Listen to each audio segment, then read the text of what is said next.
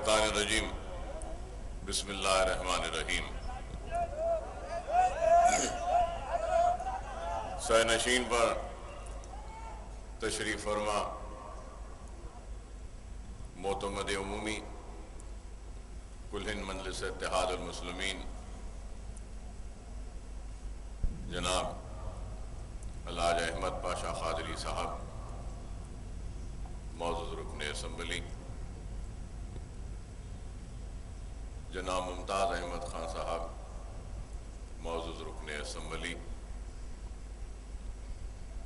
جناب احمد بلالہ صاحب، معزز رکن اسمبلی جناب کوثر صاحب، معزز رکن اسمبلی میراج صاحب، معزز رکن اسمبلی جناب الطاف حیدر رضوی صاحب، جناب جعفری صاحب، معزز اراکین کونسل مجلس اتحاد المسلمین کے معزز رکن اسمبلی مہاراشٹرا کے جناب وارث پٹھان صاحب، اراکین بلدیہ صدور و معتمدین و سرگرم کارکنان مجلس اتحاد المسلمین، حضرات، آج آپ ہم سب احیاء مجلس اتحاد المسلمین کی 58ویں سالگرہ منا رہے ہیں، اور اس موقع پر میں آپ سب کو اور جہاں جہاں تک میری آواز جا رہی ہے ان سارے حضرات کو احیاء مجلس اتحاد المسلمین کے اس دن کی مبارکبادی پیش کرتا ہوں، اور یہ ضرور سمجھتا ہوں کہ مجلس اتحاد المسلمین کی تاریخ کو بھی آپ کے سامنے رکھوں۔ مجلس اتحاد المسلمین کے اس طویل سفر میں وہ کامیابیاں جس کو ہم نے حاصل کی اس کو بیان کروں تو وہ مسائل، وہ تکالیف اور وہ آزمائش جس سے مجلس اتحاد المسلمین گزرتی گئی اس کو بھی بیان کروں۔ آج مجلس اتحاد المسلمین سے نہ صرف ہندوستان بلکہ ساری دنیا میں جہاں پر سرزمین دکن سے تعلق رکھنے والا یا پھر ہندوستان سے تعلق رکھنے والا کوئی بھی انسان دنیا کے کسی بھی کونے میں کیوں نہ ہو، وہ مجلس اتحاد المسلمین سے واقف ہے، مجلس اتحاد المسلمین کے نام کو پہچانتا ہے، مجلس اتحاد المسلمین کے کام و کارکردگی وہ بے باکی سے بھی واقف ہے، تو مجلس اتحاد المسلمین کے صدر بیرسٹر اسد الدین اویسی صاحب کو بھی جانتا، وہ پہچانتا ہے۔ آج مجلس اتحاد المسلمین کی کامیابیوں کی وجہ سے جس بلندی پر مجلس آج کھڑی ہے تو ساری دنیا اس کو دیکھ رہی ہے، تو کوئی رش کر رہا ہے اس پر، تو کوئی تعصب کی نظر سے دیکھ رہا ہے، تو کوئی حسرت کی نگاہ سے دیکھ رہا ہے، تو کوئی ایک امید کی نظر سے دیکھ رہا ہے، تو کوئی دشمنی کی نظر سے دیکھ رہا ہے، تو کوئی اس جماعت کو ختم کرنے کے منصوبے بنانے کی نیت سے دیکھ رہا ہے. لیکن آج میں یہ بتاؤں کہ مجلس اتحاد المسلمین نے جتنی بھی کامیابیاں حاصل کی ہیں، یہ اس کامیابی کا صحرا فخر ملت علیہ رحمہ کو جاتا ہے، تو اس کامیابی کا صحرا سالار ملت کی دور اندیش قیادت کو جاتا ہے، تو اس کامیابی کا صحرا فخر ملت وہ سالار ملت کے ساتھ میں رہ کر ہر ان کی آواز پر، ہر ان کی بات پر لبیک کہنے والے ان رفقا، ان قائدین کو جاتا ہے. تو مجلس اتحاد المسلمین کی کامیابی کا صحرا سرزمین دکن کے غیور مسلمانوں کے صحرا جاتا ہے. تو مجلس اتحاد المسلمین کی کامیابی کا صحرا غریب رکشے والے، بنڈی والے، پمچر جوڑنے والے ان مسلمانوں کو جاتا ہے. تو مجلس اتحاد المسلمین کی کامیابی کا صحرا سرزمین دکن کے وہ پردہ نشین خواتین، ماں اور بہنوں کو جاتا ہے جو اپنے گھروں میں بیٹھ کر مجلس اتحاد المسلمین کی کامیابی کے لیے دعائیں کرتی رہیں. تو جب ضرورت ہوئی تو اپنے بچوں کو بلبلاتا چھوڑ اپنے گھروں میں چولہا جلائے بغیر چلچلاتی ہوئی دھوپ میں قطاروں میں کھڑے رہ کر مجلس کی کامیابی کے لیے جو قربانیاں دی ہیں، ان قربانیوں کو جاتا ہے مجلس اتحاد المسلمین کی کامیابی کا صحرا. مجلس اتحاد المسلمین کا حیا ایسے وقت میں ہوا جب ہمارے تخت شاہی لٹ چکے تھے، ہماری جاگیریں لٹ چکی تھیں، ہمارے تخت و تاج عجائب گھر کی زینت بن چکے تھے، ہمارے اقتدار کا خاتمہ ہو چکا تھا، ہمارے محلات ویران ہو چکے تھے، اور ہمارے ہاتھ کچھ نہیں تھا، سب کچھ لٹ چکا تھا. میری مراد حکومت آصف جاہی نظام دکن کے اقتدار کے خاتمے سے ہے. اور نہ صرف اقتدار لٹا، نہ صرف تخت و تاج لٹا، نہ محلات لٹے، نہ صرف ہماری جاگیریں لٹیں، بلکہ ہماری عزتیں بھی لٹیں، ہماری آبرو بھی لٹی، ہمارا خون بہتا رہا، کنووں میں پانی کم، ہماری تیرتی ہوئی لاشیں تھیں.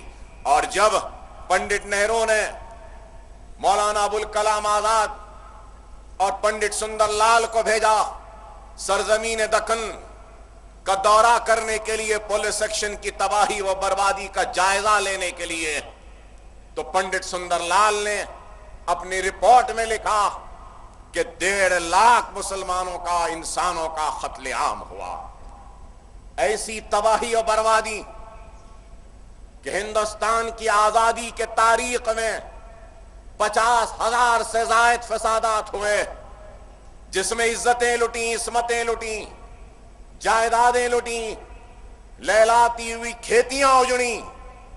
لیکن ایسی تباہی و بربادی 50,000 سے زائد فسادات میں نہیں ہوئے جو تباہی و بربادی سرزمین دکن کے لوگوں نے دیکھا، اور ہم مسلمانوں نے، ہمارے آبا و اجداد نے اپنی آنکھوں سے جن کو دیکھا. ایسی تباہی و بربادی کہ اگر میں پولیس ایکشن کی داستان کو بیان کروں تو کئی گھنٹے گزر جائیں گے اس ظلم و ستم کی داستانوں کو بیان کرتے ہوئے. لیکن میں ظلم و ستم جتنا ہوا اس کے 1% بھی ترجمانی کرنے میں ناکام رہوں گا.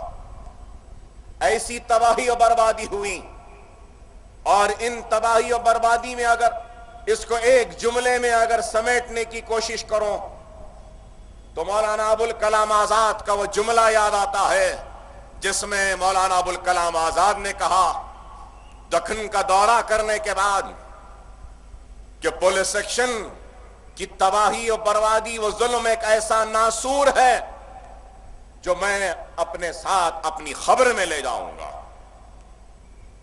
اور اس وقت ہمارے دامن میں اگر کچھ تھا تو صرف خوف تھا، مایوسی تھی، اقتدار کے جانے کا غم تھا، تو عزتوں کے لٹنے کا درد تھا، سہاگوں کے اجڑنے کا درد تھا، تو بچوں کے یتیم ہونے کا احساس تھا. ایسے دور میں، ایسے وقت میں مجلس اتحاد المسلمین کا احیا ہوا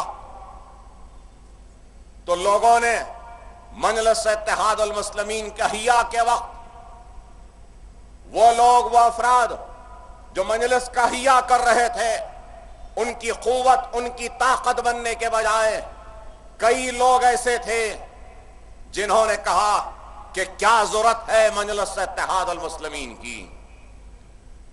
فخر ملت عبدالواحد اویسی پر انگلیاں اٹھائی گئیں، تنقیدیں کی گئیں، الزام لگایا گیا اور کہا گیا کیا عبدالواحد اویسی صاحب، کیا 1.5 لاکھ سے زائد مسلمان جو مرے، کٹے، لٹے، تباہ ہوئے، کیا یہ ناکافی ہے؟ ہمارے تخت شاہی لٹ چکے، ہمارے ایوان ویران ہو چکے، ہمارے درباریں اجڑ چکی، محلات ویران ہو گئے، لہلاتی ہوئی کھیتیاں اجڑ گئیں، کیا یہ ناکافی ہے؟ کیا آپ احیاء مجلس اتحاد المسلمین کے ذریعے کیا اور جانوں کی قربانی دینا چاہتے ہیں؟ کیا اور کون سی تباہی و بربادی آپ لانا چاہتے ہیں جو مجلس اتحاد المسلمین کا احیا کر رہے ہیں؟ لیکن فخر ملت علیہ رحمہ نے ان تنقیدوں کی پرواہ نہیں کی، ان الزامات کی پرواہ نہیں کی. مجلس اتحاد المسلمین کا احیا کیا اور اپنی جد و جہد کا آغاز کیا. اور جب جد و جہد کا آغاز کیا تو مجلس اتحاد المسلمین کے پاس اپنا خود کا کوئی سیاسی دفتر نہیں تھا. مجلس اتحاد المسلمین کا احیا جب کیا اور جب صدر بنایا گیا فخر ملت علیہ رحمہ کو، تو اس وقت مجلس کے پاس ایک ٹوٹا قلم، ایک کاغذ کا ٹکڑا بھی نہیں تھا. ایسے حالات تھے، ایسا دور تھا، اور اپنی جد و جہد کا آغاز کیا. اور جد و جہد کا آغاز کیا تو اس کا نتیجہ کیا ہوا؟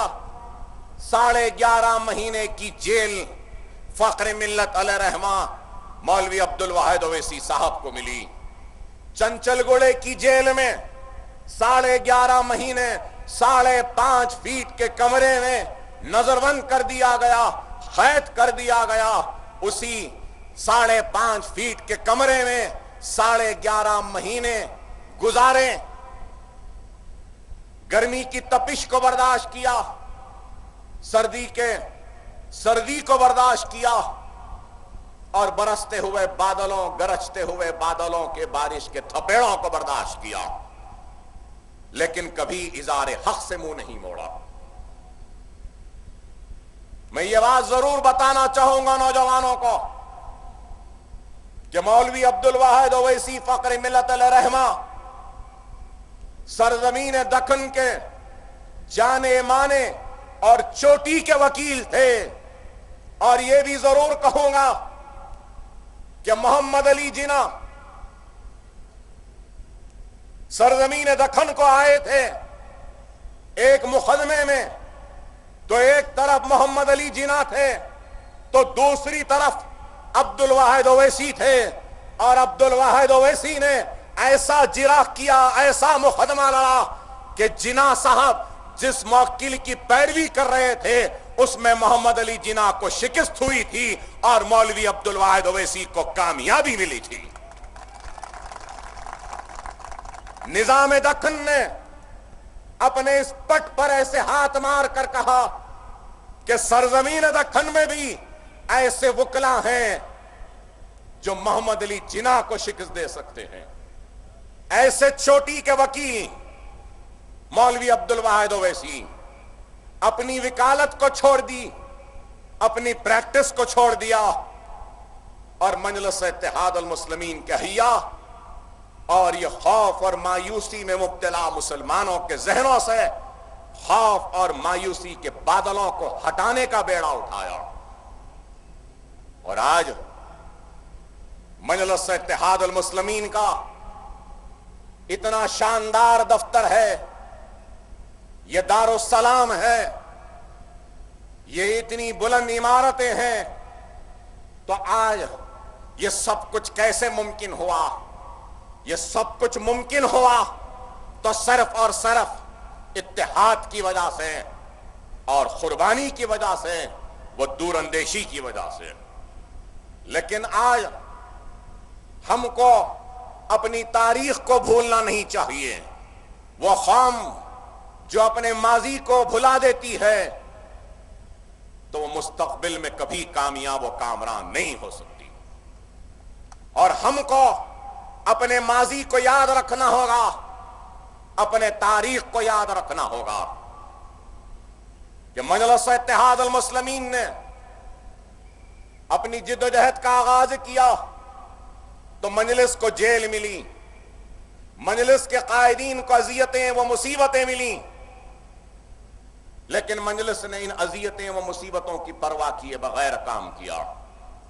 مجلس کا احیا ہوا تو مجلس کا سب سے پہلا نعرہ کیا تھا؟ مجلس نے اپنے احیا کے وقت سب سے پہلے فخر ملت علیہ رحمان نے اگر کچھ کہا اور نعرہ دیا تو یہ دیا کہ اے مسلمانوں، کلمے کی بنیاد پہ منظم ہو جاؤ، متحد ہو جاؤ. دوسرا نعرہ دیا تو احیاء مجلس کے ذریعے ہم مسلمانوں کی تعلیمی پسماندگی کو دور کریں گے. تیسرا نعرہ دیا تو یہ دیا کہ احیاء مجلس کے ذریعے ہم مسلمانوں کی کمزور معیشت میں ایک استحکام بخشیں گے. اور اس کے بعد جو نعرہ دیا احیاء مجلس کے وقت وہ یہ تھا کہ مجلس اتحاد المسلمین سیاسی میدان میں جدوجہد کرے گی، انتخابات میں حصہ لے گی. مجلس نے یہ نہیں کہا احیاء کے وقت کہ ہم سیاست میں حصہ لیں گے، یا ایم ایل اے یا ایم پی یا کونسلر یا پھر اقتدار کے ایوانوں میں بیٹھنے کا کام کریں گے. مجلس نے اپنے احیاء کے وقت سب سے آخر میں اگر کچھ کہا تو انتخابات میں حصہ لینے کی بات کہی. مجلس اتحاد المسلمین نے اپنی جد و جہد میں کئی مصائب و مشکلات کو جھیلتی گئی، آزمائش سے گزرتی گئی. مجلس اتحاد المسلمین نے ایسے وقت میں اپنی جد و جہد کا آغاز کیا جب صرف خوف تھا، مایوسی تھی، اور اس خوف کو نکالا، مایوسی کو نکالا. جب مجلس کے جلسے ہوتے تھے تو مجلس کے جلسوں میں کوئی لائٹ دینے والا نہیں ہوتا تھا، کوئی سننے والا نہیں ہوتا تھا. فخر ملت علیہ رحمہ تقریر کرتے تو صرف 2 یا 3 لوگ رہتے تھے. سامعین میں بیٹھ کر سننے والے لوگ اپنے گھروں کے در و دروازوں سے چھپ کر سنتے تھے، لیکن جلسوں میں نکل کر آ کر باہر بیٹھ کر سننے کی ہمت نہیں جٹا پاتے تھے. ایسے حالات تھے. ان حالات میں مجلس نے کام کیا اور پھر اپنے جد و جہد کے ذریعے دارالسلام کو حاصل کیا. نہ صرف دارالسلام کو حاصل کیا بلکہ وہ دارالسلام جو پولیس سیکشن کے بعد ویران ہو چکا تھا، دارالسلام کی ویرانیت کو ختم کیا اور نئے اجالوں کے ساتھ دارالسلام کو روشن کیا، منور کیا. اور وہ روشن و منور کرنے میں، نئے اجالوں میں ایک مرکز اتحاد پر آپ کو جمع کرنا تھا، تو دوسرا ایک تعلیمی انقلاب کو برپا کرنا تھا، تو تیسرا ایوانوں میں اپنے نمائندوں کا منتخب کروانا تھا. مجلس اتحاد المسلمین ایوان بلدیہ سے لے کر اپنے سیاسی سفر کا آغاز کیا تو سالار ملت ملے پلی سے پہلی مرتبہ رکن بلدیہ منتخب ہوئے. ایم ہاشم کے خلاف مقدمہ لڑ کر ملے پلی سے کارپوریٹر بنے، اس کے بعد رکن اسمبلی بنے، قریب 25 برس تک رکن اسمبلی رہے، اور پھر 1984 میں رکن پارلیمنٹ بنے اور ایوان پارلیمنٹ تک پہنچے۔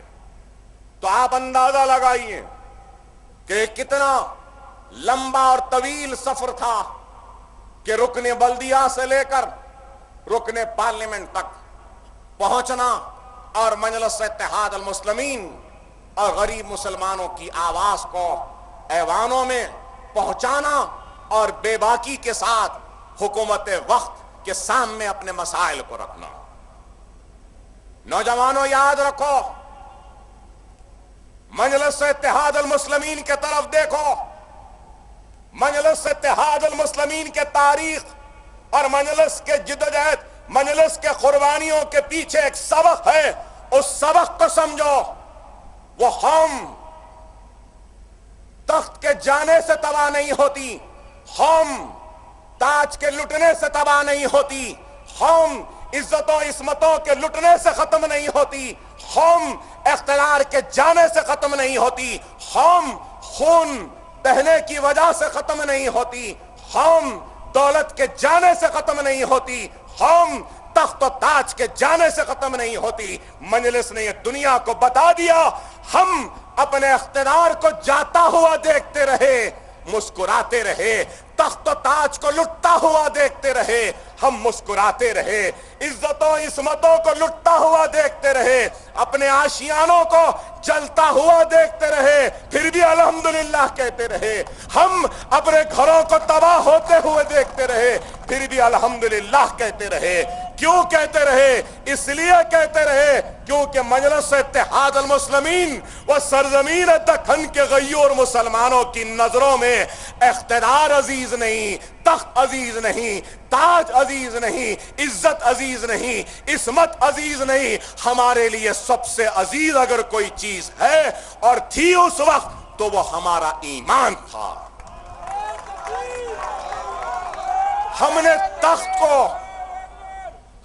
تخت کو لٹایا، ایمان کو بچایا، تاج کو لٹایا، ایمان کو بچایا، عزت کو لٹایا، ایمان کو بچایا، عصمت کو لٹایا، ایمان کو بچایا۔ ہم اپنے محلات کو ویران ہوتے ہوئے دیکھتے رہے لیکن ایمان کو لٹنے نہیں دیے، ہم ہماری کھیتوں کو اجڑتا ہوا دیکھتے رہے لیکن ایمان کی حفاظت کرتے رہے، اور اسی ایمان سے بنی جماعت کا نام مجلس اتحاد المسلمین ہے۔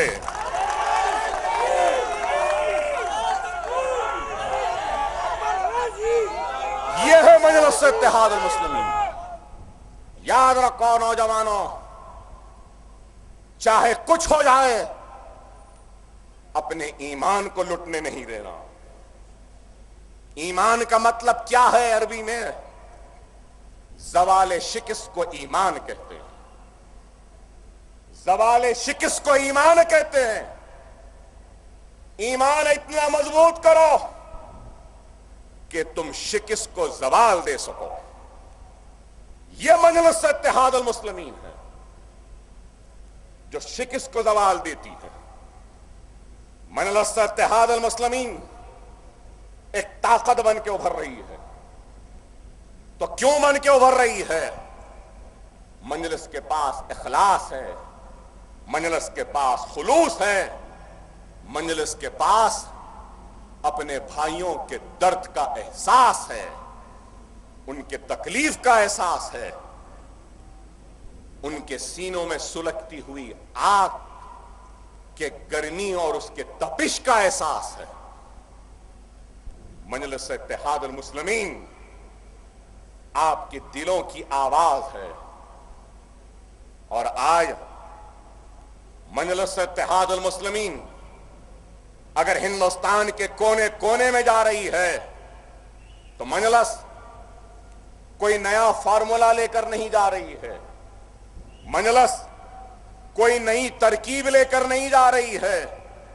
مجلس اتحاد المسلمین اگر آج یو پی جا رہی ہے، بہار جا رہی ہے، بنگال جا رہی ہے، اگر ہندوستان کے کونے کونے تک جا رہی ہے، کشمیر سے لے کے کنیا کماری تک جا رہی ہے اور جائے گی، تو صرف اور صرف فخر ملت علیہ رحمہ کے ان خواب کو لے کر جائے گی، تو سالار ملت کی وہ کامیابیوں کو لے کر جائے گی۔ ہم کوئی نئی بات لے کر نہیں جا رہے۔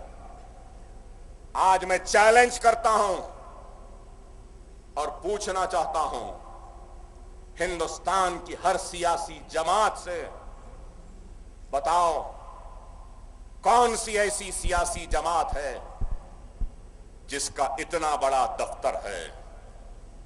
میں چیلنج سے پوچھنا چاہتا ہوں ہندوستان کی کون سی ایسی سیاسی جماعت ہے جو اپنے سیاسی دفتر میں تعلیمی مراکز کو قائم کر دی؟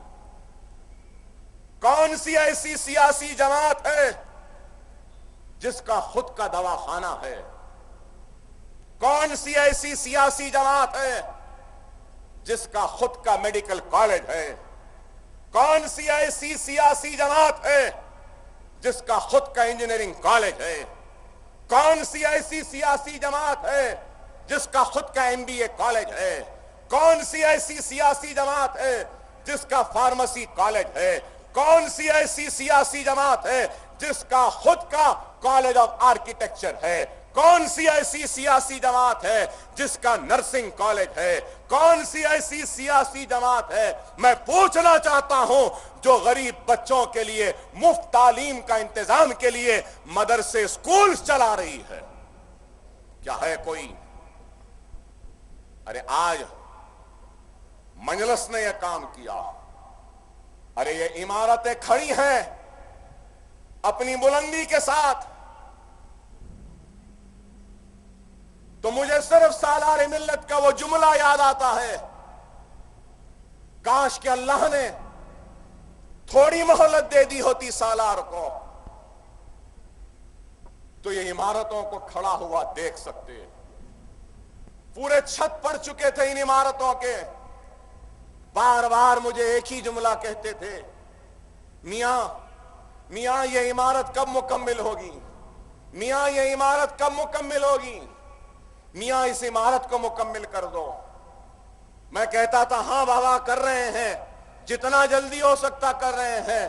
مجھے یاد آتا ہے سالار کا وہ جملہ، اپنے انتقال سے 15 دن پہلے مجھے بولے، میاں زندگی کی خواہش ہے کہ آنکھ بند ہونے سے پہلے یہ دارالسلام کی عمارت کو مکمل دیکھ لوں، میری آنکھ بند ہونے سے پہلے یہ دارالسلام کی مکمل عمارتیں دکھا دو میاں۔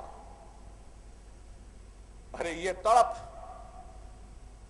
تڑپ، ارے مجھے یاد ہے، پوچھو بزرگوں سے، نوجوانوں، ارے میرا صدر کتنا دیانتدار و ایماندار تھا، دارالسلام میں اس چھوٹے کمرے میں بیٹھتا تھا میرا مرحوم صدر، سالار ملت علیہ رحمہ بیٹھے والوں سے پوچھتے تھے کیا چائے پیئیں گے یا ٹھنڈا پیئیں گے؟ چائے منگاتے تھے، ٹھنڈا منگاتے تھے، سب کو پلاتے تھے، پھر ہوٹل والا بل لے کر آتا تھا، بل لے کر آئے تو بل کتنا ہوتا تھا؟ کئی مرتبہ دیکھا میں نے، پاشا خادری صاحب، ممتاز خان، ذوالفقار، یہ سب لوگ دیکھے ہوں گے، بل آتا تھا تو 9 روپیے 95 پیسے کا بل آتا تھا، مثال دے رہا ہوں، 9 روپیے 95 پیسے کا، اپنا کھانا کھول کر 10 روپیے کی نوٹ نکالتے تھے، بل کے ساتھ دیتے تھے، رزاق صاحب تھے دارالسلام میں کام کرنے والے، ان کو دیتے اور بولتے کہ جاؤ یہ پیسے لے جا کر ہوٹل میں دے دو، اور وہ آدمی جاتے تھے۔ میں سالار سے کہتا تھا چلیے جائیں گے، خاموش بیٹھتے تھے، چلیے دے دیے پیسے، چلیے، نہیں، خاموش بیٹھتے تھے۔ 5 منٹ 10 منٹ، بعض وقت آدھا گھنٹہ ہو جاتا تھا، وہ رزاق واپس آئے جب تک نہیں اٹھتے تھے۔ 9 روپیے 95 پیسے کا بل ہوا تو بیٹھتے تھے، وہ 5 پیسے واپس لاتا تھا، تو وہ 5 پیسے لے کر اپنے خانے میں رکھتے تھے اور وہ 5 پیسے رکھ کر سلام کرتے ہوئے اپنی گاڑی میں بیٹھ کر اپنے گھر کو روانہ ہوتے تھے. میں نے سالار سے پوچھا بابا 5 پیسے ہیں؟ تو کہنے لگے میاں یہ اللہ کی امانت ہے, میں اس امانت کی حفاظت کرنے والا محافظ ہوں, چپراسی ہوں, نوکر ہوں, میں اللہ کی امانت میں خیانت نہیں کر سکتا, اللہ کے سامنے جواب دینا پڑے گا. ارے وہ ایک ایک پیسہ 5 پیسے جوڑ کر ہم نے اپنے اس آشیانے کو بنایا ہے, اس دارالسلام کو بنایا ہے. زندگی کٹ گئی اس چھوٹے سے کمرے میں, آدھی زندگی کٹ گئی موٹر سائیکل پر, بچی ہوئی زندگی کٹی تو جیپ میں کہیں چلتی تھی کہیں رک جاتی تھی, کبھی چلتی تھی تو کبھی رک جاتی تھی. اور آج ہم سب اتنے کھلے ہال میں بیٹھتے ہیں, اتنے عالی شان دفتر میں بیٹھتے ہیں, اور ایسا دفتر کہ اوپر بھی ہے نیچے بھی ہے, بڑے بڑے ہال ہیں. اپنی عظمت کو کس بے باکی کے ساتھ دارالسلام آج بیان کر رہا ہے. سنو اے مسلمانوں, یہ تمہاری عزت, تمہارا اتحاد اور تمہارے غرور کی نشانی بن کر کھڑا ہے.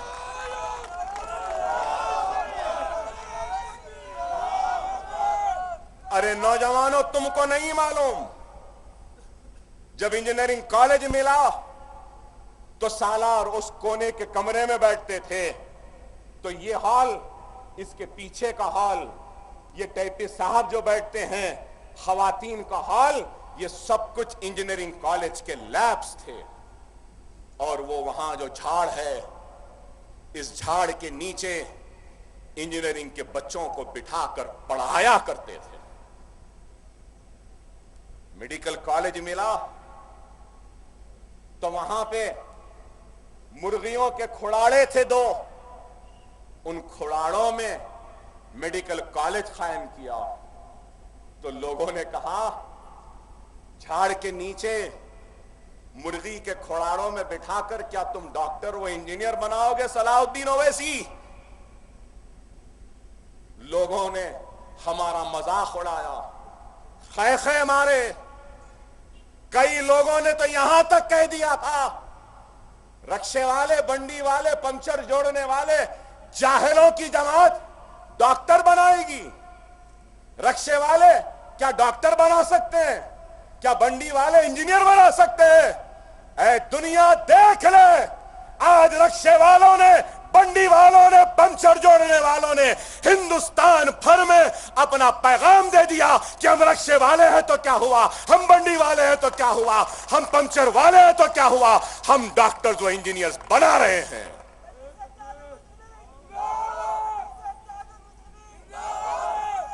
ارے بتاؤ میرے بھائی, ارے مجھے سالار کے وہ جملے یاد آتے ہیں کہ اس دواخانے و کالجز کی در و دیوار میں میرا پسینہ ہے تو بارگاہ رب العزت میں فریاد لے کر اور سبز گنبد والے سرکار مدینہ کی بارگاہ میں وہ پیش ہونے والے میرے آنکھوں کے آنسو بھی ہیں. یہ جملے ہوتے تھے سالار کے. اویسی ہاسپٹل,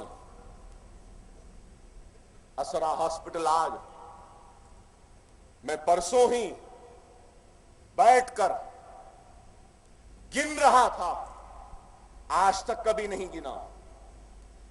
سنو مجلس اتحاد المسلمین کے چاہنے والوں, ٹوٹا قلم کاغذ نہیں تھا ہمارے پاس.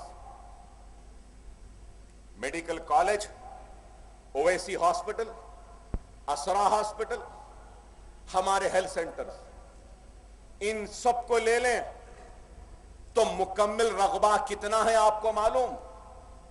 کتنا ہے معلوم آپ کو؟ 13,47,000 اسکوائر فٹ کا رقبہ ہے. 13 लाख मेरे भाई, 13,47,000 स्क्वायर फीट का एरिया है medical college, Owaisi hospital, वसरा hospital. और अगर ये कैंपस ले लें 13 लाख और ये कैंपस को मिला लेते हैं तो आपको मालूम कितना रकबा है? करीब 23 लाख 2,000 स्क्वायर फीट का रकबा है। 23 लाख अगर आज बनाने चाहें तो कम से कम 2,000 रुपये तो लगेंगे ना, कम से कम 23 लाख 2,000 रुपये से कितना हुआ मेरे भाई? आप खुद अंदाजा कर लो।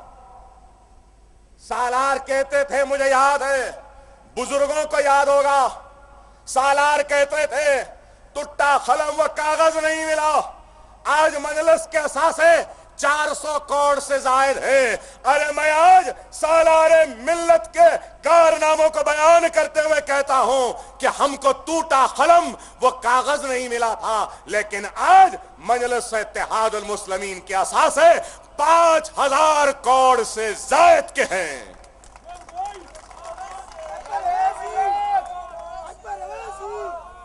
ये असासे हैं तो किसके हैं मेरे भाई?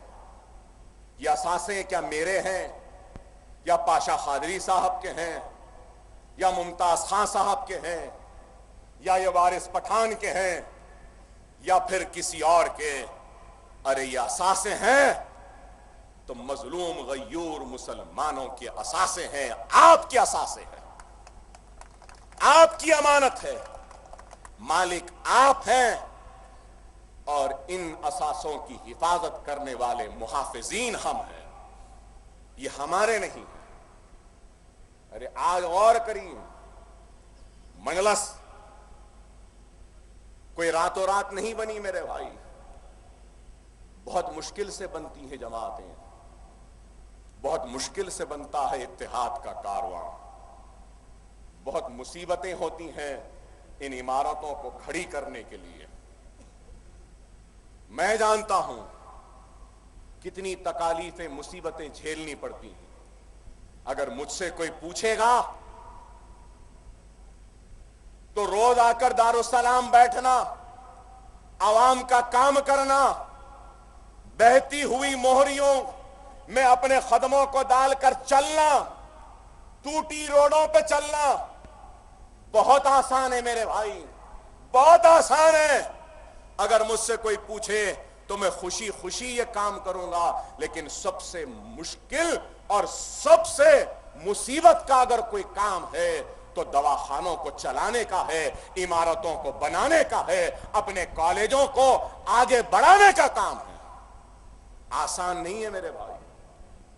असरा दवाखाने के लाइट का माहाना बिल आता है तो 30 लाख रुपए का, ओवैसी हॉस्पिटल का लाइट का बिल 35 लाख, पानी का असरा का बिल 5.5 लाख, ओवैसी का पानी का बिल 8 लाख, असरा हॉस्पिटल में काम करने वाले अमले की तनख्वाह माहाना 2 करोड़ 20 लाख, ओवैसी हॉस्पिटल के अमले की तनख्वाह 2 करोड़, मेडिकल कॉलेज की तनख्वाह 1.5 crore, engineering college, MBA college, ये सारे कॉलेजों का खर्चा अगर निकाल लें तो माहाना 11 करोड़ का खर्चा होता है, तनख्वाहों पे जाता है। 4,500 लोग आज बरसरे मुलाजिमत में हैं दारुस्सलाम एजुकेशन ट्रस्ट के जरिए।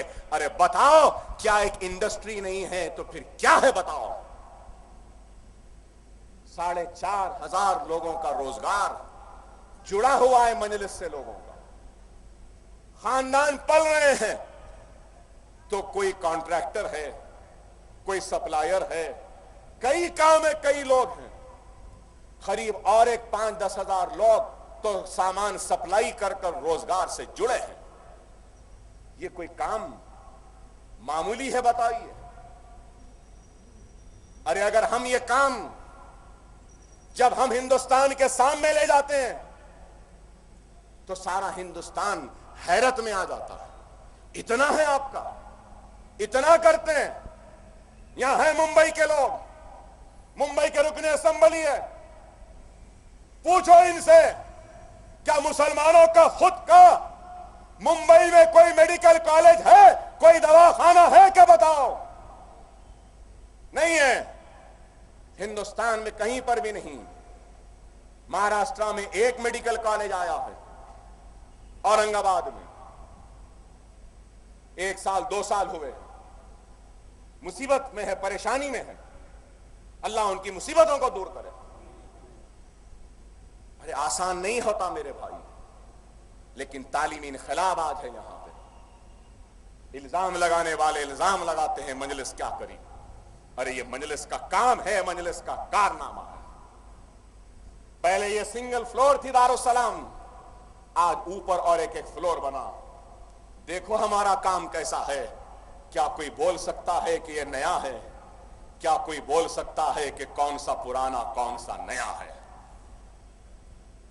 دارالسلام کی وہ کمانیں پہلے ایک تھی, آج 3 ہو گئے. آج بتاؤ کیا یہ خوبصورت نہیں دکھ رہے ہیں؟ مجھ سے کئی لوگ سوال کرتے رہے اور بولتے رہے مجھے, میرے اپنوں نے بھی کہا کہ اکبر صاحب اتنا شاندار دفتر کیوں, اتنا پیسہ کیوں خرچ رہے ہیں, اتنے بڑے لائٹ کیوں, اتنا سب اچھا کیوں؟ میں ان کو یہی کہتا رہا, ارے یہ ہماری عزت, ہماری شان, ہماری شوکت اور سارے ہندوستان کے مسلمانوں کے اتحاد کی نشانی ہے. میں دنیا کو بتانا چاہتا ہوں, صلاح الدین اویسی نے اویسی ہاسپٹل بنا کر کہا تھا کہ ہمارے یہ آبا و اجداد تھے جنہوں نے اس ملک کو تاج محل جیسی خوبصورت عمارت دی. اگر ہم کو موقع ملے گا تو ہمارے آبا و اجداد نے جو کام کیا وہی کام کرنے کی ہم میں صلاحیت, وہ قابلیت, وہ استطاعت بھی ہے. اسی لیے سالار ملت نے ایشیا کا سب سے بڑا دواخانہ اویسی ہاسپٹل بنایا تھا. آج بھی لوگ دیکھتے ہیں تو حیرت کرتے ہیں اویسی ہاسپٹل, کیسی بڑی بڑی لابیز, کیسا دواخانہ, کیسا کام. آج بھی ہندوستان سے ہر کوئی دارالسلام آتا ہے, اس عمارت کے سامنے کھڑے رہ کر تصویر کھینچتا ہے, جاتا ہے. تو ہم نے اس عمارت کو اتنا حسین بنایا ہے, اس عمارت کو اتنی اچھی بنائی ہے, اس عمارت کو اتنا مضبوط بنایا ہے کہ دیکھنے والے دیکھیں اور حیرت کریں. اور ہم ان کو پیغام دیتے ہیں جو مسلمان کو غریب سمجھتا ہے, مسلمان کو جاہل سمجھتا ہے, مسلمان کو بیکار سمجھتا ہے, مسلمان کو سمجھتا ہے گندگی میں رہتا ہے, ہم ان کو اپنے ان شاندار عمارتوں کے ذریعے پیغام دے رہے ہیں کہ ہم جاہل نہیں ہیں, ہم قابل ہیں, ہم ان پڑھ نہیں ہیں, پڑھے لکھے ہیں. تمہارے پاس ہی عظمت کے نشانیاں نہیں, ہمارے ہی عظمت کے نشانیاں ہیں اس ملک میں. ابھی بھی اس ملک کو عظمت کے نشانیاں دینے کی صلاحیت ہے تو وہ ہم ہی میں ہیں. یہ پیغام دیتے ہیں. الحمدللہ اللہ نے بہت کام لیا ہم سے. اسرا ہاسپٹل, آج اسرا دواخانہ 1400 بستر کا دواخانہ, 500 روپئے میں ڈائلسس, 500 روپئے میں سٹی اسکین, 3400 میں ایم آر آئی, 5000 میں انجیوگرام, 25000 میں اسٹنٹ کے ساتھ انجیو پلاسٹی, 800 روپئے میں نارمل ڈیلیوری, 1200 میں سیزیرین. ارے اور بھی بولتا رہوں گا.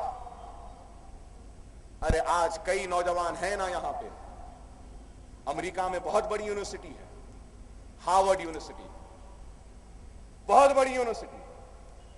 ہارورڈ سے لوگ آئے, آ کے اسرا کو دیکھے, اویسی کو دیکھے, اتنے پیسے میں چلا رہے ہیں تو ڈالرز میں کنورٹ کرے, ڈالرز میں کنورٹ کرے, اور حیرت وہ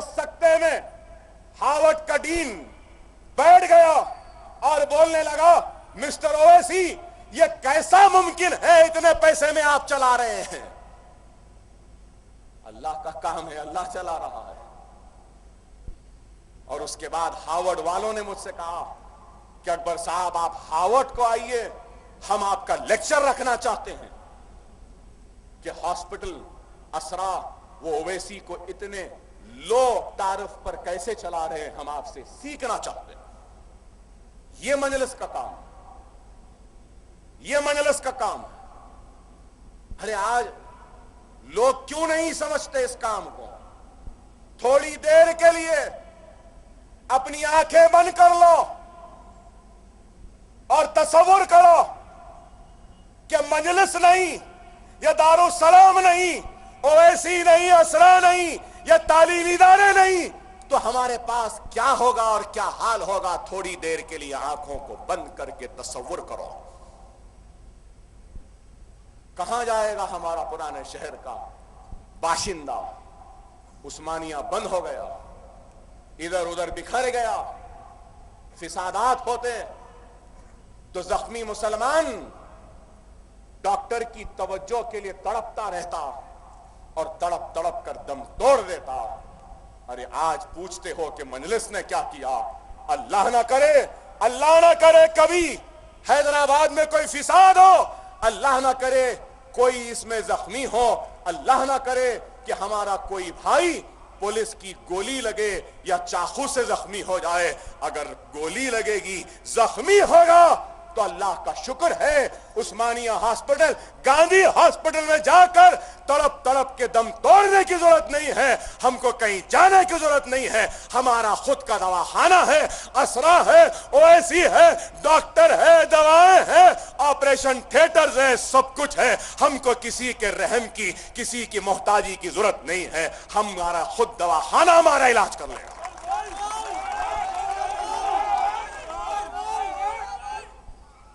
मैं पूछना चाहता हूं, बंबई में अगर गोली लगे, फिसाद हो, हमारा भाई जख्मी हो जाए, तो क्या हमारा अपना कोई दवाखाना है? नहीं है मेरे भाई। गौर करो, मजलिस के ये काम को समझो, समझो। आज 3000 से ज्यादा डॉक्टर्स निकले हैं दक्कन मेडिकल कॉलेज से। कोई मामूली बात है? 200 पोस्ट ग्रेजुएट्स निकले हैं, कोई मामूली बात है? एमबीए ग्रेजुएट्स, इंजीनियरिंग ग्रेजुएट्स निकले हैं, और सारों की फीस हुकूमत देती है। क्या यह काम कारनामा नहीं? क्या महाराष्ट्र में फीस रिएंबर्समेंट है? क्या बच्चों की फीस हुकूमत देती है? क्या महाराष्ट्र में स्कॉलरशिप है तो मुकम्मिल दी जाती है? नहीं है मेरे भाई, यहां है। ये किसकी वजह से? मजलिस की वजह से। अब मैं एक ही काम पे तवज्जो करा हुआ हूं, और वो काम क्या है कि मुसलमानों को SC ST के बराबर पूरे मराद दिलाऊं और हासिल हो। ये हमारा मकसद है। रंगनाथ मिश्रा हो, सच्चर कमेटी हो, गोपाल सिंह हो, कुंडू कमेटी हो, सब ये कह रहे हैं कि सबसे पिछड़ा हुआ, सबसे पीछे अगर कोई है तो वो मुसलमान है। तो हम क्या बोल रहे हैं? SC ST से अगर रिपोर्ट को देखेंगे तो SC ST से ज्यादा मुसलमान को देना है, लेकिन हम क्या कह रहे हैं? ज्यादा मत दो, उनके बराबर दे दो। रिजर्वेशन मिलेगा नहीं मिलेगा, क्या होगा, ये एक बहुत बड़ी बहस है। रिजर्वेशन के जरिए हम जो हासिल कर सकते हैं, रिजर्वेशन के बगैर उसको हासिल कर लेना सियासी जिद्दोजहद और ताकत के जरिए, ये मजलिस का मकसद है। समझे आप? कोई कहता है कि मजहब के बुनियाद पे नहीं दे सकते रिजर्वेशन, कोई कहता है कि दस्तूर में नहीं है, ऐसा नहीं है, वैसा नहीं है। चलो ठीक है भाई, हम उस बहस में नहीं जाएंगे। हम ये कोशिश करेंगे कि बगैर रिजर्वेशन के किस तरीके से मुसलमानों को सरकारी मुलाजिमत में और तालीम में 12% हिस्सा कैसे मिले। तो कैसे मिल सकता है? On par with SC ST अगर हो जाएं تو ہم کو ملے گا. ایس سی ایس ٹی کو مکمل اسکالرشپ ہے, بکس ہے, ہاسٹلز ہیں, کالجز ہیں. اگر S C S T group 1 group 2 M SET intermediate graduation وہ 10th لکھتا ہے, تو ایک مثال کے طور پہ کہہ رہا ہوں, سب کے لیے پاسنگ مارکس, اگر پاسنگ مارکس سب کے لیے 35 ہے تو ایس سی ایس ٹی کے لیے پاسنگ مارکس 25 ہوتے ہیں میرے بھائی. کتنے؟ 25. ایم سیٹ میں بھی qualifying marks S C S T کا کم ہے.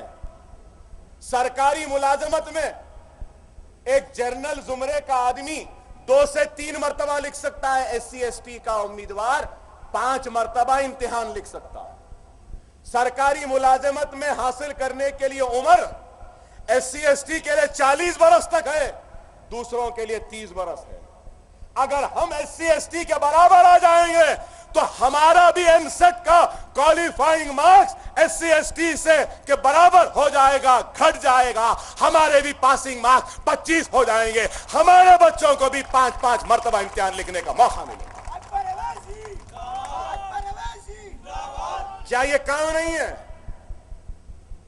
یہ بہت بڑا کام ہے جو ہم کو کرنا ہے, ہم کر رہے ہیں. مجلس کرے گی, اس واسطے کرے گی کہ ہم میں وہ دور اندیشی ہے, وہ سوچ ہے. ہم صرف جذباتی باتیں نہیں کرتے بلکہ ہم کام کرتے ہیں, اور ہمارا کام ہماری پہچان بنتا گیا.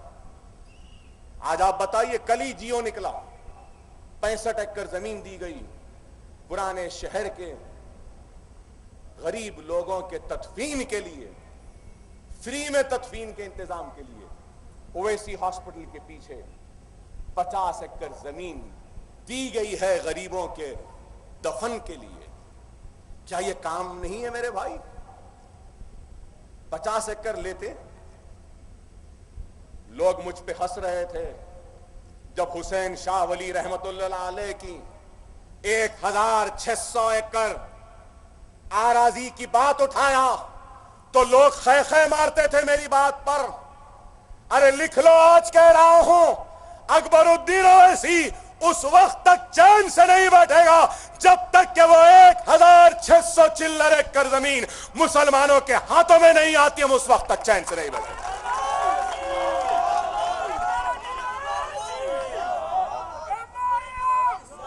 اب ہے نا یہ اسمبلی ہے نا, انشاءاللہ دنیا دیکھ لے گی. اکبر الدین اویسی کم از کم فی الحال وہ انالاٹڈ جو 600 ایکڑ زمین ہے اس کو تو پہلے وقف بورڈ اور مسلمانوں کے ہاتھ میں لے لے گا اس سیشن میں. اگر وہ بھی مل جائے, اس پر اگر کچھ ہو جائے تو خدا کی قسم ہم کو کسی ریاستی حکومت کے بجٹ کی, ان کے امداد کی, ان کے مدد کی ضرورت نہیں ہے. ہمارے آبا و اجداد نے جو جائیدادیں چھوڑی ہیں وہی کافی ہے ہماری غربت, ہماری جہالت کا خاتمہ کرنے کے لیے. آج یہ کام ہے. انیس الغربہ 4800 گز زمین انیس الغربہ کی مجلس نے حاصل کی. پی ڈبلیو ڈی کا آفس تھا, اس کو ہم لیے روڈ وائڈنگ میں گئے, بول کے 4800 گز زمین انیس الغربہ کو دے دی گئی ہے.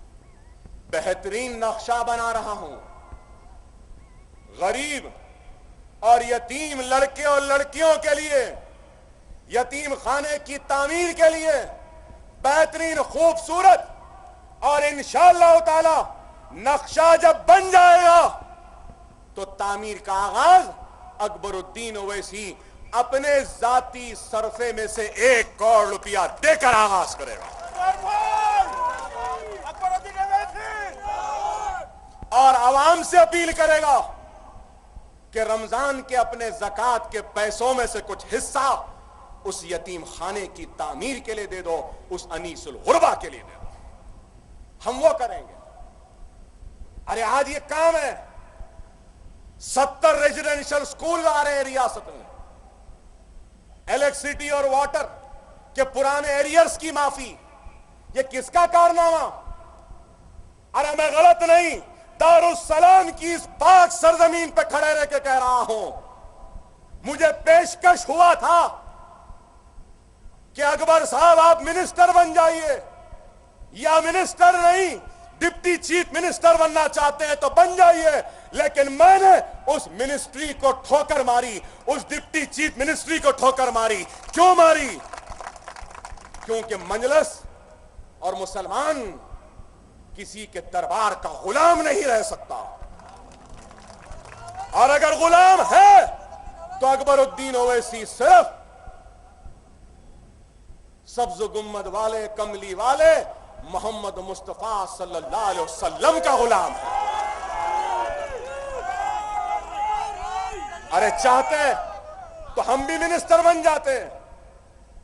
ہندوستان کی ہوم منسٹری کا پیشکش کیا گیا تھا. کس کو؟ پاشا قادری صاحب ہیں.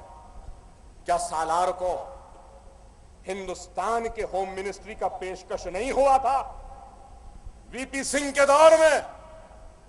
ارے وہ تو سالار انکار کرے تو اس کے بعد مفتی سعید بنے تھے وزیر داخلہ.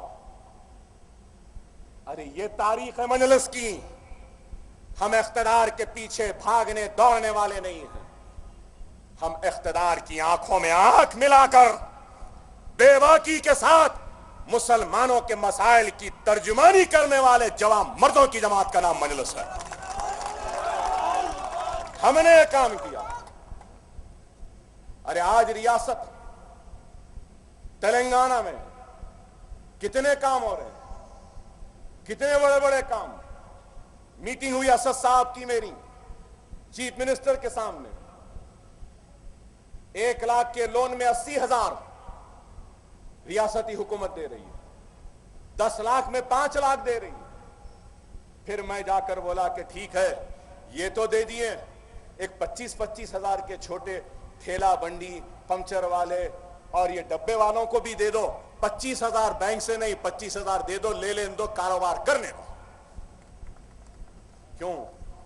ہم جانتے ہیں کہ پرانے شہر میں چار مینار کے اطراف میں کس طریقے سے غریب بنڈی والے ڈبے والوں کا استحصال ہو رہا ہے، استعمال ہو رہا ہے. ہم جانتے ہیں. تو اس کے لیے بھی ہم کر رہے ہیں، تعلیم کے لیے. میرے بھائی آپ کو ہم کو سمجھنا ہوگا کہ جماعت کی طاقت کیا ہے. آج آپ بتائیے، ہم سے کہتے ہیں کہ ہم بی جے پی کے ایجنٹ ہیں، بی جے پی سے ملے ہوئے ہیں. ارے ہم بی جے پی سے مل سکتے ہیں، ہم بی جے پی کے ایجنٹ ہو سکتے ہیں. ارے بلدی انتخابات میں بی جے پی کے ساتھ کون بیٹھے تھے؟ کون بیٹھے تھے؟ بی جے پی کے ساتھ وہی کانگریس بیٹھی تھی جو مجلس پہ الزام لگا رہے تھے کہ بی جے پی کے ایجنٹ ہیں. ہم بیٹھے تھے. اور جب میں بار بار کہتا تھا، ابھی بھی کہہ رہا ہوں، جب ہمارا معاملہ آتا ہے نا بھائی، ہمارا مطلب مسلمانوں کا، آپ کا، جب ہمارا معاملہ آتا ہے نا تو سب ایک ہو جاتے ہیں میرے بھائی، سب ایک ہو جاتے ہیں. کیا نہیں ہوئے ایک؟ کیا نہیں دیکھے آپ؟ بی جے پی مل گئی، ٹی ڈی پی مل گئی، کانگریس مل گئی، کمیونسٹ مل گئی، سب مل گئے. کیا مجلس کو ختم کرو؟ میں اپنی 25 برس کی سیاسی زندگی میں ری پولنگ ضرور دیکھا، بوتھوں پہ دیکھا ری پولنگ. 10 بوتھ پہ، 20 بوتھ پہ، 25 بوتھ پہ، 50 بوتھ پہ، پورے حلقے کے حلقے کی ری پولنگ کبھی نہیں دیکھی. اور اپنی سیاسی زندگی میں کبھی جمعے کے دن پولنگ نہیں دیکھی. نہیں، ہرانا مجلس کو.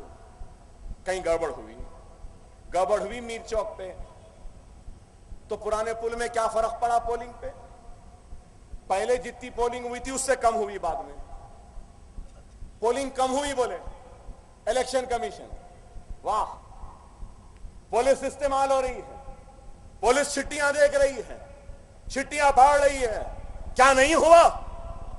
पुलिस का जुल्म हमारे साथ ज्यादा हुआ। पुलिस जानिबदारी के साथ काम करी। पुलिस को लॉ एंड ऑर्डर देखने का काम है, पुलिस को चिट्ठियां देखने का काम नहीं है। पुलिस पोलिंग स्टेशन में उस वक्त तक नहीं आ सकती जब तक कि पोलिंग बूथ में अंदर प्रिसाइडिंग ऑफिसर बुलाता नहीं। ये कौन चिट्ठी देखने वाले? सरकारी मुलाजिमीन को इस्तेमाल किया गया। लेकिन लोग कह रहे थे मजलिस खत्म हो जाएगी, मजलिस हार जा रही, कांग्रेस जीत जाएंगी, फुला ऐसा हो जाएगा, मजलिस ये हो जाएगी। अरे दीवानों, देख लिए मजलिस हारी। पहले जितने थे उससे अल्हम्दुलिल्लाह एक ज्यादा आया। कम आया क्या? अरे जब मोदी की लहर चली तो मूसा के किनारे, मूसा नदी के किनारे उस लहर को दम तोड़ना पड़ा। जब इंदिरा की लहर चली तो जभी भी मूसा नदी के किनारे उस लहर को दम तोड़ना पड़ा। जब एनटीआर की लहर चली तो मूसा नदी के दामन में उस लहर को भी दम तोड़ना पड़ा। आज टीआरएस की चली तो चली, लेकिन मूसा नदी पर उसको भी दम तोड़ना पड़ा।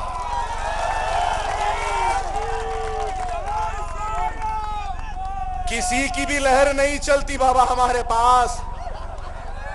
हमारे पास सिर्फ हमारे हरे झंडे की लहर चलती है। देख लिए ना देखने वालों, समझ गए ना?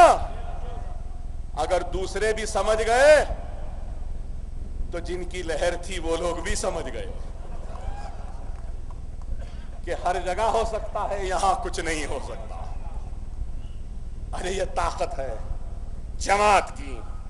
लेकिन कितनी दुश्मनी हमारे साथ आप देखिए। पूरे एक हो गए, जुम्मे के दिन रीपोलिंग। अरे आप गौर करो, समझो मेरे भाई, खुदा के लिए हालात को देखो, हालात किस रुख में जा रहे हैं। आज ये मुल्क कहां जा रहा है, खुदारा देखो। आज वो लोग जो नथुराम गोडसे को मुहिब्बे वतन कहते हैं, वफादार मुल्क कहते हैं, वो लोग हमसे वफादारी का सर्टिफिकेट मांग रहे हैं और हम उनको सर्टिफिकेट देंगे। हम पे बिजलियां गिरी तो सब खामोश थे, अब सब पे बिजली गिर रही है तो कैसा दिख रहा है? मैं पूछना चाहता हूं, इशारे में कह रहा हूं, मुझ पे गिरी थी ना, अब आप पे गिरी है बाबा, कैसा महसूस हो रहा है? मैं पूछ रहा हूं। हम मुल्क के गद्दार, हम देश के द्रोही, हम सब थे, और आज कौन उस कठेरे में आ गए? कल को मैंने कहा था कि अकबरुद्दीन ओवैसी भगत सिंह के साथ खड़ा है, तो आज सब कह रहे हैं कि हम भगत सिंह के साथ है। नहीं बाबा, सिर्फ भगत सिंह के साथ नहीं, तुम अकबरुद्दीन ओवैसी के भी साथ हो। तुम अकबरुद्दीन ओवैसी के भी साथ हो। हम बोले तो बोले बोले बोले बोले, क्या करेंगे भाई? कितना जुल्म, कितना सितम हम पे नहीं हुआ, लेकिन हम खामोश रहे। क्या हम आह भी नहीं करना? बताओ। आज कहते हैं कि सेडिशन के चार्जेस लगाए गए हैं कन्हैया पर, उस पर, दूसरों पर। अरे मैं पूछना चाहता हूं, हिंदुस्तान की आजादी के तारीख में सबसे बड़ा मुल्क से गद्दारी का अगर कोई इक़दाम हुआ है, मुल्क को तक़सीम करने का कोई कदम हुआ है, मुल्क को मजहब के बुनियाद पे बांटने का कोई अमल हुआ है, तो वो बाबरी मस्जिद की शहादत थी। बाबरी मस्जिद के शहादत करने वाले उन मुजरिमीन पर सेडेशन का चार्ज क्यों नहीं लगाए? क्यों नहीं लगाए? मैं पूछना चाहता हूं। लगाना था। अरे कांग्रेस, तुम्हारी नाहिली, तुम्हारी नाकामी, तुम्हारा गुरूर, तुम्हारा तकब्बुर और गांधी खानदान से तुम्हारी गुलामी ने नथुराम गोडसे और अंग्रेजों के दरबारों में गर्दन झुकाए खड़े रहने वाले अंग्रेजों के जासूसों के हाथ में आज इस मुल्क की बागोदौड़ चले गई। आज आप बताइए क्या हो रहा है, मुल्क कहां जा रहा है? आप बताइए, फिरका परस्ती की तरफ तेजी से बढ़ रहा है। ये मुल्क को आज सबसे बड़ा खतरा अगर किसी चीज से है तो वो फिरका परस्ती की सोच से है। मुल्क को सबसे बड़ा खतरा अगर है तो लव जिहाद का नारा देने वालों से। मुल्क को सबसे बड़ा खतरा है तो घर वापसी का नारा देने वालों से। मुल्क में सबसे बड़ा खतरा अगर है तो रामजादे या हरामजादे का लफ्ज इस्तेमाल करने वालों से है। मुल्क में सबसे बड़ा खतरा है तो मुसलमानों को पाकिस्तान जाओ कहने वालों से है। ये लोग हैं सबसे बड़े खतरा इस मुल्क के। आज ये मुल्क को तकसीम करना चाहते हैं। अरे रहा सवाल हमारा, हम जब नहीं गए तो अब क्या जाएंगे? और क्यों जाएं भाई? हमारे आबा अजदाद का मदफन यहां है। ख्वाजा अजमेरी यहां आराम कर रहे हैं, महबूब इलाही यहां आराम कर रहे हैं। हम जाएं तो क्यों जाएं? अपने मदफन को छोड़कर हम नहीं जाएंगे। ये मुल्क हमारा था, हमारा है, हमारा रहेगा। हम इस मुल्क के वफादार थे, है और रहेंगे। इस मुल्क पर अगर आंच आएगी तो सबसे पहले हम अपनी गर्दनों को पेश करते हुए इस मुल्क की हिफाजत करेंगे। ये मुल्क हमारा है, लेकिन आज हमारे ऊपर तनकीदें, इल्जामात। अरे आज मजलिस सारे हिंदुस्तान में पहुंच रही है। बोले क्या जीती, किधर जीती? क्या महाराष्ट्र में 2 एमएलए नहीं जीत गए? जीते या नहीं? महाराष्ट्र की नाक, हिंदुस्तान की नाक मुंबई।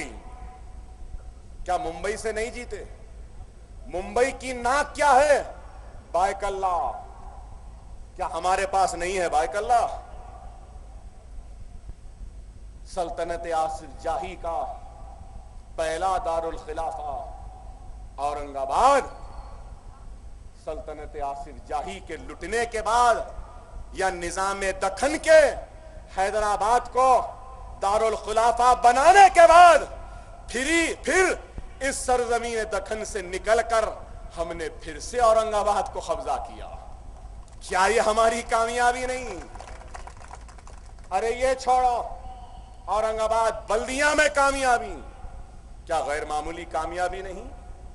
उत्तर प्रदेश में मंडल इलेक्शनों में मजलिस की कामयाबी, क्या गैर मामूली नहीं? कल्याण में कामयाबी, क्या मजलिस की गैर मामूली कामयाबी नहीं? और कामयाबी कल्याण में हुई तो ना असद साहब गए ना अकबर साहब गए, हमको नहीं आने दिए। ठीक है, नहीं आए तो क्या हुआ? हम नहीं आ सक रहे ना। हम जहां जहां नहीं जा सकते वहां वहां हम एक नहीं 1000 असद ओवैसी व अकबर ओवैसी को तैयार करेंगे। यह हमारा काम। हमारा वारिस पठान अकेला चला गया, कल्याण में मेहनत कर लिया, जीत गया। लेकिन सवाल यह है कि हम क्यों नहीं जा सकते? मुंबई में इलेक्शन हो गया, हम जीत गए, लेकिन अब तक मुझे तकरीर करने की इजाजत नहीं दी जा रही। मैं पूछना चाहता हूं, जो इज़हार हक की आजादी की बात करते हैं, टॉलरेंस इंटॉलरेंस की बात करते हैं, राइट ऑफ स्पीच की बात करते हैं, मैं उनसे पूछना चाहता हूं, हम क्यों नहीं तकरीर कर सकते? हम क्यों नहीं जा सकते? यूपी नहीं, आप नहीं आ सकते। कर्नाटक आप नहीं जा सकते। बेंगलुरु आप नहीं जा सकते। बिहार गए, एक ही जलसे में वापस भिजा दिए। क्यों? क्यों बताओ? کیا مجھے جمہوری جدوجہد میں حصہ لینے کا اختیار نہیں ہے؟ ارے میں کیوں جانا چاہتا ہوں اتر پردیش، میں کیوں جانا چاہتا ہوں بہار، میں کیوں جانا چاہتا ہوں کرناٹک؟ ارے میں جمہوریت کو مضبوط کرنے کے لیے جانا چاہتا ہوں۔ کیا جمہوریت کو مضبوط کرنے کا بھی حق نہیں ہے مجھے؟ کیا جمہوری جدوجہد کا حصہ بننے کا بھی حق نہیں؟ یہ کون سا انصاف ہے میں پوچھنا چاہتا ہوں۔ ارے بولنے دو ہم کو جو بولنا ہے، اگر غلط بولتے ہیں تو مقدمہ ڈالو، جیل میں ڈالو، عوام کو فیصلہ کرنے دو۔ بنگلور گئے، نہیں آ سکتے، ایک جلسہ نہیں ہوا بنگلور میں، ایک دورہ نہیں کرنے دی۔ حد یہ ہو گئی، آزادی کا جھنڈا، صحیح، آزادی کا جھنڈا بھی نہیں چڑھانے دی۔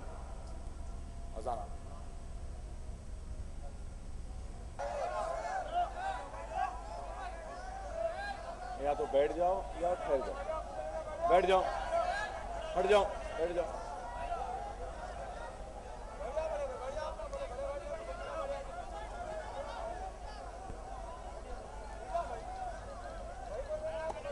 تو حضرات، میں آپ سے یہی کہہ رہا تھا کہ ہم کو کرناٹک و بنگلور بھی نہیں جانے دیے، بہار میں بھی نہیں جانے دیے، اور جہاں بھی جانا چاہتے ہیں پروگرام پرمیشن کی درخواست جاتی ہے تو درخواست سے پہلے مقامی پولیس اسد صاحب یا میرے خیامگاہ پہ آ جاتی ہے۔ پونا میں پرمیشن دیا گیا، اکبر صاحب آ رہے ہیں بولا گیا، تو میں جانے سے پہلے پونا کی پولیس میرے گھر پر تھی۔ نہیں اکبر صاحب، آپ پونا تو چھوڑیے، مہاراشٹرا کی سرحد میں 1 مہینے تک داخل نہیں ہو سکتے۔ کیا اکبر الدین اویسی کیا اس ملک کا شہری نہیں ہے؟ کیا ہم برابر کا حق نہیں رکھتے؟ کیا ہم دوسرے درجے کے شہری ہیں؟ ارے جتنا حق اس ملک پر نریندر مودی کا ہے، اتنا ہی حق اکبر الدین اویسی کا بھی ہے۔ ارے ہم صرف حق بیان کرتے ہیں تو تم کو تکلیف ہوتی ہے، بے باکی کے ساتھ ہم تمہاری آنکھ میں آنکھ ملا کر بات کرتے ہیں تو تم کو تکلیف ہوتی ہے۔ ایک طرف یہ فرقہ پرست تنظیمیں ہیں تو دوسری طرف نام نہاد سیکولر جماعتیں، یہ کانگریس، یہ پورے جو سیکولرزم کا چولا پہن کر، مکھوٹا پہن کر اندرونی پوری فرقہ پرستی کرتے ہیں، اور آج مجلس پہ الزام لگاتے ہیں ارے یہ لوگ آج بی جے پی کا خوف دکھا کر مسلمانوں کے ووٹوں کو حاصل کر کر اقتدار پر بیٹھ کر مسلمانوں کے ساتھ ناانصافی کرتے آئے ہیں۔ آج ان کی ناانصافی کو مجلس بے نقاب کر رہی ہے تو ہم بی جے پی کے ایجنٹ، ہم بی جے پی سے لڑ رہے ہیں تو بی جے پی کہتی ہے یہ ملک کے دشمن، ملک کے غدار۔ آپ بتائیے، ملک کی وفاداری کا سرٹیفکیٹ بی جے پی والوں سے لینا، سیکولرزم کا سرٹیفکیٹ یہ کانگریس کے غلاموں سے لینا، نہیں، نہ ہم ان سے لیں گے کوئی سرٹیفکیٹ، نہ ان سے لیں گے، ہم ان سے بھی لڑیں گے، ان سے بھی لڑیں گے، سب سے لڑیں گے، لڑتے آئے ہیں ہماری اس تاریخ میں اور آگے بڑھ کے کامیاب ہوتے رہے ہیں۔ آج صرف ہم پر الزام، مجلس ایسی ہو گئی، مجلس ویسی ہو گئی، مجلس بی جے پی کے ساتھ مل گئی۔ ارے مجلس ہی وہ طاقت ہے جو Bharatiya Janata party, B J پی، سنگھ پریوار، آر ایس ایس کا 2 سال سے تعاقب کر رہی ہے، اور ان کا ہر جواب اگر کوئی دے رہی ہے تو مجلس اتحاد المسلمین دے رہی ہے۔ کیا یہ لوگ دے رہے ہیں؟ کون سے مسئلے میں کامیاب ہوئے؟ حیدرآباد سینٹرل یونیورسٹی کے مسئلے میں کیا کامیاب ہوئے؟ کیا جے این یو کے مسئلے میں کامیاب ہوئے؟ کہیں پر بھی نہیں ہوئے، اور ہو بھی نہیں سکتے، کیونکہ ان کے پاس وہ دور اندیشی نہیں ہے، وہ عقل نہیں ہے۔ آج ملک کا عجیب و غریب حال ہے. ڈالر کہاں چلا گیا؟ 68 روپیز. آئل 100 چلر ڈالر پر بیرل تھا, آج 30 روپیز بیرل میں آ گیا. لیکن پھر بھی نہ مہنگائی کم ہوئی, نہ ڈالر گرا, نہ خوشحالی آئی, نہ روزگار ملا, نہ اچھے دن آئے. عجیب و غریب بات تو یہ ہے, دنیا میں کیا ہوتا معلوم آپ کو؟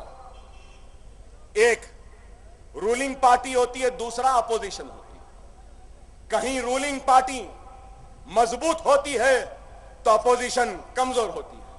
اصول ہے نا بھائی, اگر اپوزیشن مضبوط ہوئی تو رولنگ پارٹی کمزور ہوتی ہے. مگر ہمارے ملک کا موجودہ حال کیسا ہے معلوم آپ کو؟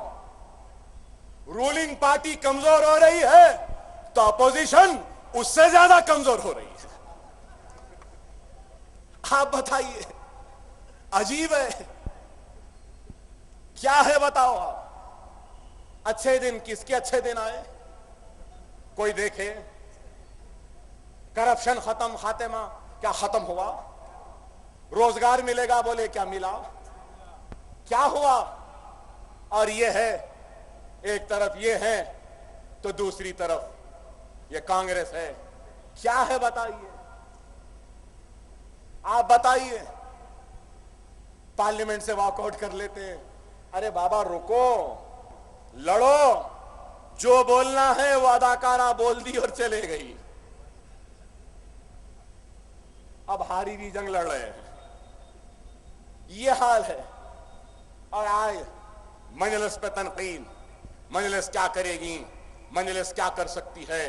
ارے مجلس جو کام حیدرآباد میں کری ہے, جہاں جہاں جائے گی وہ کام سارے ہندوستان میں کرے گی. یہ مجلس کا عزم ہے, ارادہ ہے,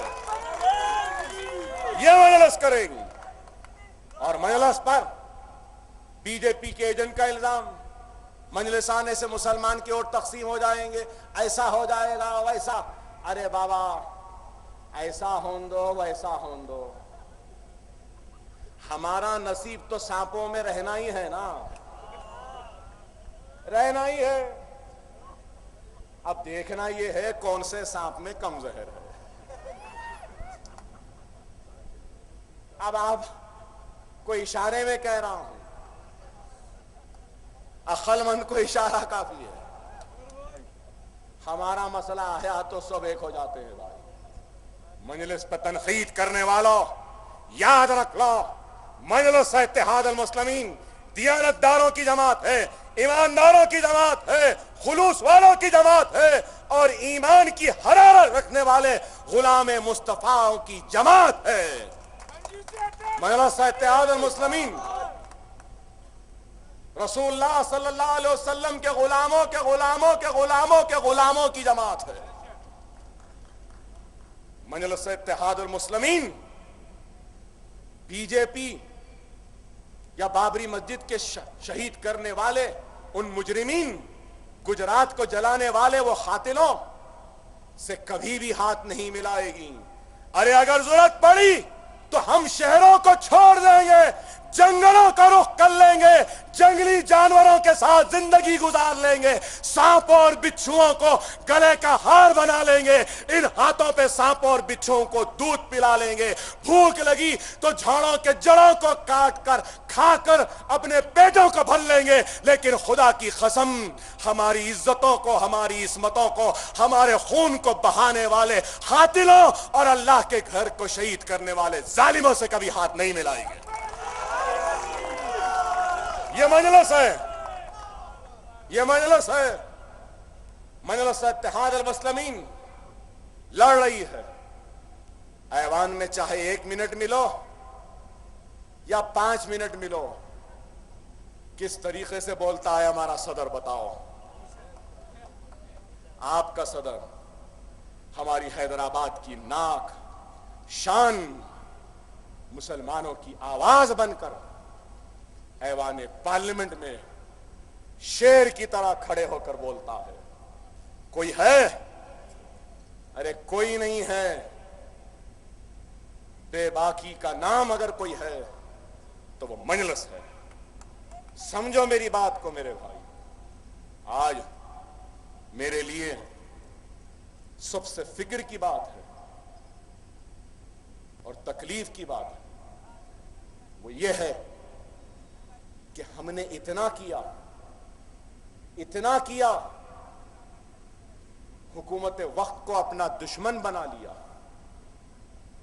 संघ परिवार व आरएसएस की नजरों में खटकने लगे, हमारी गर्दनों पे इनाम लगने लगे, हमारे गर्दनों की कीमत 1-1 करोड़ तक लग गई, हम जेलों में चले गए, इतना सब कुछ कर दिया, फिर भी हमारी पोलिंग 40%, 45%।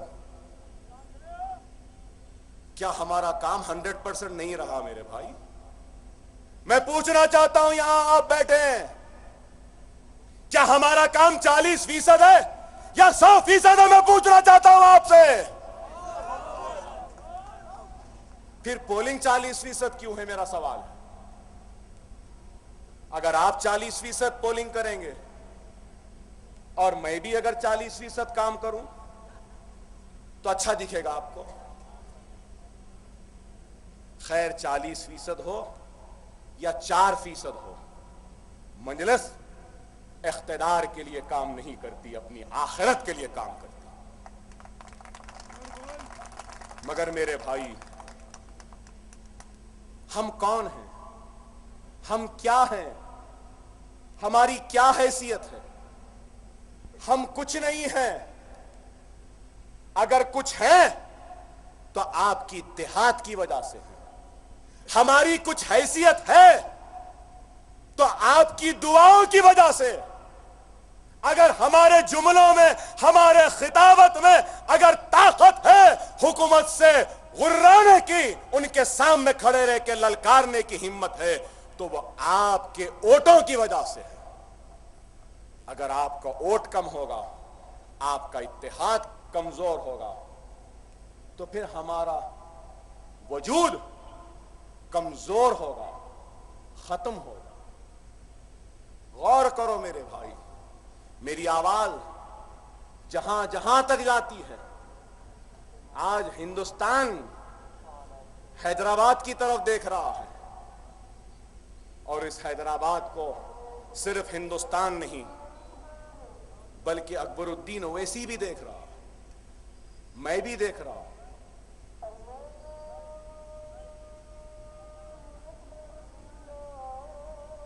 एक आस है, एक उम्मीद है कि मजलिस कुछ करेगी। अरे आज हैदराबाद की आवाम का काम व जिम्मेदारी अगर कुछ है, इतना साथ दिए ना आप, थोड़ा और साथ दे दो मेरे भाई, थोड़ा और साथ दे दो। खुदा की कसम, अकबरुद्दीन ओवैसी, वासुद्दीन ओवैसी हिंदुस्तानी मुसलमानों के दिलों को भी फतेह कर लेंगे, ये मेरा आपसे वादा है। आज मुंबई वाले मुझसे कह रहे हैं कि अकबर भाई आप मुंबई नहीं आए, मुंबई क्यों छोड़ दिए? क्या करूं, आना चाहता हूं, एक तो पुलिस नहीं आने देती, दूसरा सेहत रोकती है, हर 3 महीने को आयरन खून चढ़ाना, अब सर्जरी को जाना है, एक ये मुसीबत, फिर यहां के कॉलेजेस, यहां के दवाखाने, यहां के मसाइल, हर 4 महीने को इलेक्शन, क्या करूं बताइए। और फिर उसके बाद मेरा भाई 45%, 40% पोलिंग, तो मैं घर छोड़ूं तो कैसा छोड़ूं बताओ। अगर घर छोड़ कर जाऊंगा तो दुश्मन मेरे घर को उजाड़ देगा, दुश्मन मेरे घर को बिखेर देगा, दुश्मन मेरे घर की ईंटों को, दर दीवार को तोड़ कर हिला देगा। वो खौफ है जो बढ़ते हुए कदम लौट कर आ जाते हैं अपनी घर की हिफाजत के लिए। अरे क्या 58 बरस में आपके घर की हिफाजत आप खुद करने के अहल नहीं हो सके? क्या आप 58 बरस की मजलिस की तारीख में अपने घर की दरो दीवार की हिफाजत करने के अहल नहीं बने? बन गए मेरे भाई। अब आपको अकबर ओवैसी असद ओवैसी की जरूरत नहीं है, क्योंकि सरजमीन दक्कन में हर घर में अकबरुद्दीन ओवैसी है, हर घर में असदुद्दीन ओवैसी है। और आपको चाहिए कि आप बोलें कि जाओ ओवैसी ब्रादरान, जाओ, यूपी का मुसलमान तुम्हारा इंतजार कर रहा है, घर को छोड़ो, हम देख लेंगे। तुम जाओ लातूर को, जाओ जहां मुस्लिम पुलिस वाले को शिवसेना, बजरंग दल, आरएसएस वालों ने पीटा है, तुम उसके एहतजाज को लिए जाओ, उसके इंसाफ के लिए जाओ। आपको कहना पड़ेगा कि जाओ असद ओवैसी, अकबर ओवैसी, तुम अखलाक के घर वालों के पास जाओ, तुम नुमान के पास जाओ, तुम जाहिद के पास जाओ, हम अपनी घर की हिफाजत करेंगे। हमारी सबसे बड़ी कमजोरी है क्या होता भाई, हम कुछ करो या ना को करो, वोट डालो या नहीं डालो, मजलिस ही जीतती, बस बैठे हुए। नहीं मेरे भाई, आपकी वोट हमारी हिम्मत बनता है, आपका वोट हमारी ताकत बनता है, आपका वोट हमारा अज़म बनता है, आपका वोट हमारी हिम्मत बनता है, आपका वोट संघ परिवार बीजेपी आरएसएस से मुकाबला करने की हिकमत अता करता है हमको। समझो इस बात को। वो मुसलमान उस वक्त तक मुसलमान नहीं होता जब तक कि उस मुसलमान के सीने में दूसरे मुसलमान के दुख और तकलीफ का एहसास नहीं।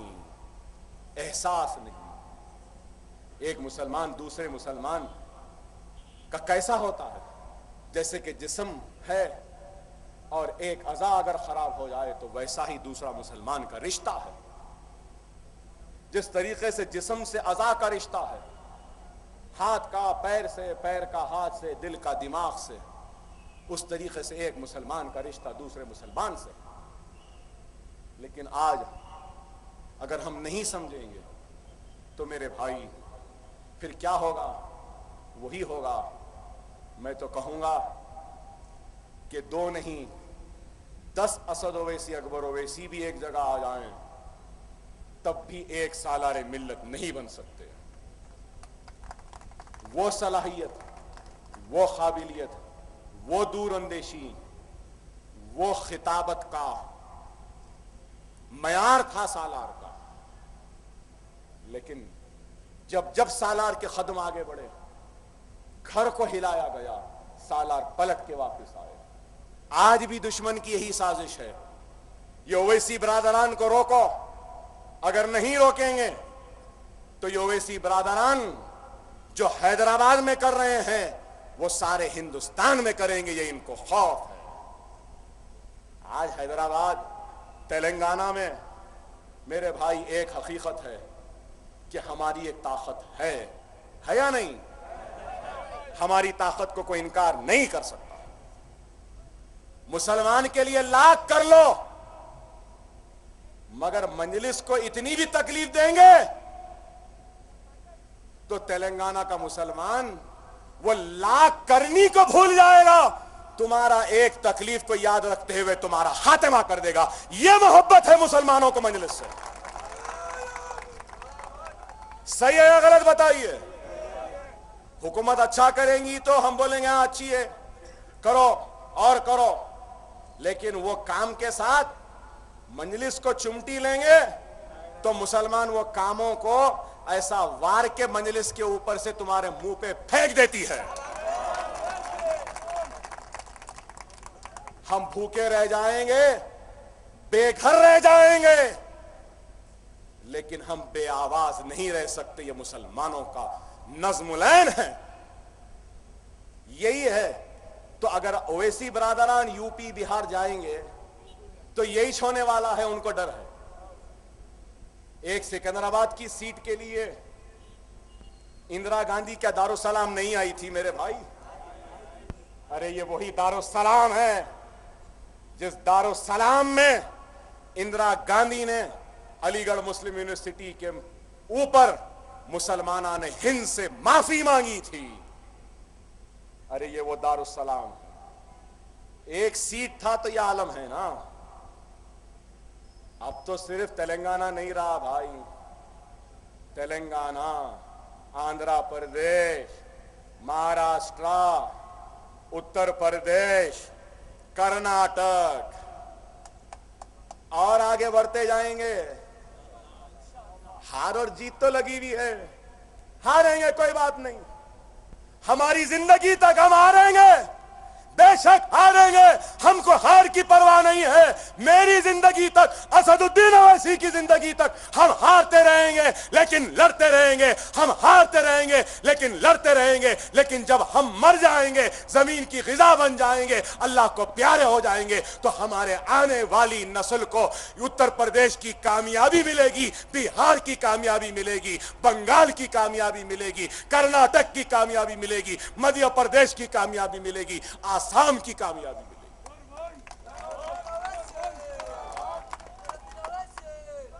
क्या हार की डर से हम बिहार और यूपी व बंगाल जाना छोड़ दे? नहीं, यूपी बिहार बंगाल तो छोड़ो, यूपी बिहार बंगाल तो छोड़ो, जा चुके हैं। इंशाअल्लाह ताला मजलिस अनकरीब कश्मीर को भी जाएगी।